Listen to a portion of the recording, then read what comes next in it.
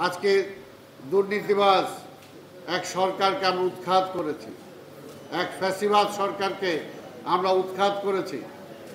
কিন্তু যদি সমাজ এটাকে যদি আমরা কাজে লাগিয়ে ভালো মানুষদেরকে না আনতে পারি, আজকের সেই পার্লামেন্টে আমরা বলি যে সকল ব্যবসায়ীরা সেখানে ছিল, রাজনীতিবিদদের জায়গা কমে গেছিল। তো ভবিষ্যতে তো সেটাকে আমাকে ঠিক করতে হবে যে ভবিষ্যতে যে পার্লামেন্ট হবে সেই পার্লামেন্টও যাতে ওই পচে যাওয়া গলে যাওয়া দুর্নীতিবাজ তারা যাতে সেই পার্লামেন্টে না যেতে পারে সেটারও তো ব্যবস্থা করতে হবে।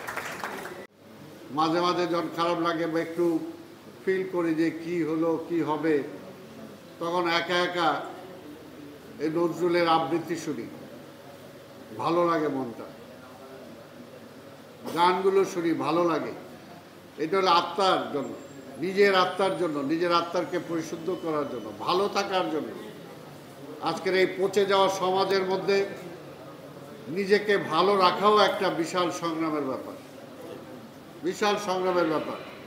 আজকে সমাজ ব্যবস্থাটাই হয়েছে চোর তৈরির, সমাজ ব্যবস্থাটাই হয়েছে দুর্নীতিবাজ তৈরির, সমাজ ব্যবস্থাটাই আজকে এমন অবস্থা চলে গেছে যে কেউ সৎভাবে জীবনযাপন করে বুকে হাত দিয়ে কেউ বলতে পারবে না।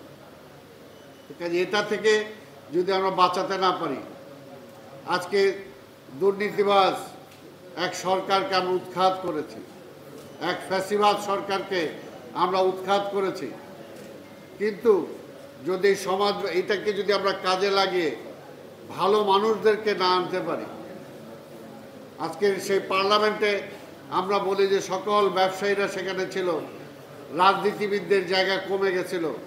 তো ভবিষ্যতে তো সেটাকে আমাকে ঠিক করতে হবে যে ভবিষ্যতে যে পার্লামেন্ট হবে সেই পার্লামেন্টও যাতে ওই পচে যাওয়া গলে যাওয়া দুর্নীতিবাজ তারা যাতে সেই পার্লামেন্টে না যেতে পারে সেটারও তো ব্যবস্থা করতে হবে।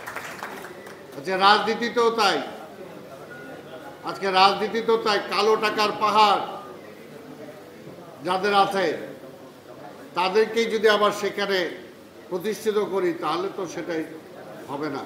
তো সেটার জন্য আজকে যুব সমাজ, তরুণ সমাজ তাদেরকে সেই দায়িত্বটা নিতে হবে। এবং এই সমস্ত সোশ্যাল সংগঠনগুলো, রাজনীতি সংগঠনের বাইরেও এগুলো একটা বিশাল ভূমিকা সমাজ গড়ায়, মানুষ গড়ার কারিগর হিসাবে এই সমস্ত সংগঠনগুলো একটা ভালো ভূমিকা পালন করে। কাজেই সেই ভূমিকাটা কিন্তু আমাদের নিজেদের নিজ দায়িত্বে নিতে হবে। বিভিন্ন জায়গায়